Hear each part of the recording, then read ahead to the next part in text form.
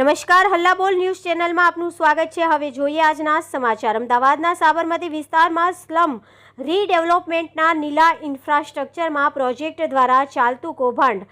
સ્થાનિક મુખ્ય ચર્ચા અધિકારીઓ કુંભકર્ણની નીંદમાં સૂતા હોય તેવું લાગી રહ્યું છે।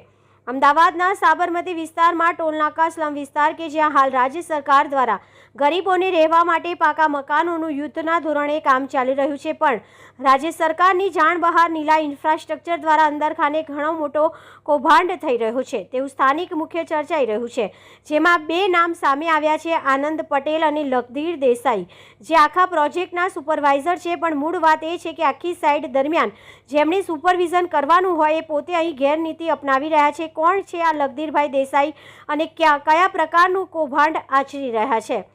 લખધીરભાઈ દેસાઈ કે જેમણે નીલા ઇન્ફ્રાસ્ટ્રક્ચર દ્વારા પ્રોજેક્ટ સુપરવાઇઝરની પોસ્ટ આપવામાં આવે છે અને એમનું કામ છે સુપરવિઝન કરવું, પણ સ્થાનિકો દ્વારા એવા મીડિયાને જણાવવામાં આવ્યું છે કે લખધીરભાઈ દેસાઈ છે ત્યાં રહેણાંકને જેના નવા મકાનોના નામ નોંધણી છે અને વર્ષોથી ત્યાં રહે છે તેવું જણાવે છે કે તમારી પાસે જે આધાર પુરાવા છે તેમાં ઘણા બધા કાગળો ખૂટે છે અને જો પૂરતા પુરાવા નહીં હોય તો તમારું મકાન પીએપી જશે અને મકાન લેવા માટે તમારે 3 લાખ રૂપિયા ભરવા પડશે અને જો તમારે 3 લાખ રૂપિયા ના ભરવા હોય અને મકાન જોઈતું હોય તો હું મકાન દીઠ 20,000 રૂપિયામાં તમારા ડોક્યુમેન્ટમાં સુધારો વધારો કરાવી શકું છું અને તમારું મકાન પાસ કરાવી આપીશ તેવું લોકમુખે ચર્ચાઈ રહ્યું છે અને સ્થાનિકો પાસે તેના પુરાવા પણ છે કે જેમને મકાન દીઠ 20,000 લખધીરભાઈ દેસાઈને આપ્યા છે અને આવા ઘણા કડવા અનુભવ સ્થાનિકોને લખધીરભાઈ દેસાઈ દ્વારા થયા છે।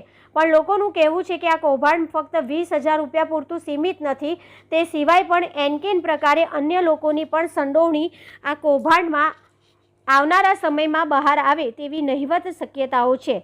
સ્થાનિકો સિવાયના બહારથી લાવીને સ્થાનિકોના મકાનની બહાર ઊભા રાખીને ફોટા પડાવવામાં ક્યાંક ને ક્યાંક લખધીર દેસાઈની પણ ભૂમિકા નજરે દેખાય છે તેવું લોકમુખે ચર્ચાઈ રહ્યું છે। લોકોનું એવું પણ કહેવું છે કે આ કૌભાંડમાં અંદાજે 8થી વધુ લોકો સામેલ છે। હવે આવનારો સમય જ બતાવશે કે કોની કેટલી સંડોવણી છે, પણ ક્યાંક ને ક્યાંક અમદાવાદ મ્યુનિસિપલ કોર્પોરેશનની પણ મિલીભગત હોય તેવું લાગી રહ્યું છે।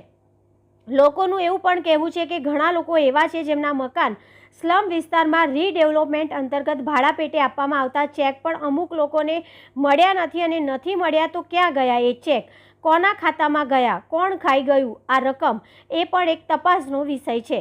સ્થાનિકોને જ્યારે નીલા ઇન્ફ્રાસ્ટ્રક્ચર દ્વારા થયેલા અન્યાય માટે અલગ અલગ વિભાગમાં ત્રાહિત વ્યક્તિઓએ અરજીઓ પણ કરેલ છે તેવા પણ પુરાવા સામે આવ્યા છે। હવે જોવાનું એ રહ્યું કે કોણે સરકારની આંખમાં ધૂળ નાખી છે, આગામી સમયમાં કોણે કેટલો ભ્રષ્ટાચાર કર્યો છે, રાજ્ય સરકાર તેમજ કેન્દ્ર સરકાર આ અરજીઓના નિકાલ સંદર્ભે કયા પ્રકારનું વલણ અપનાવે છે એ હવે જોવાનું રહ્યું। અહેવાલ પ્રમોદસિંહ રાઠોડ।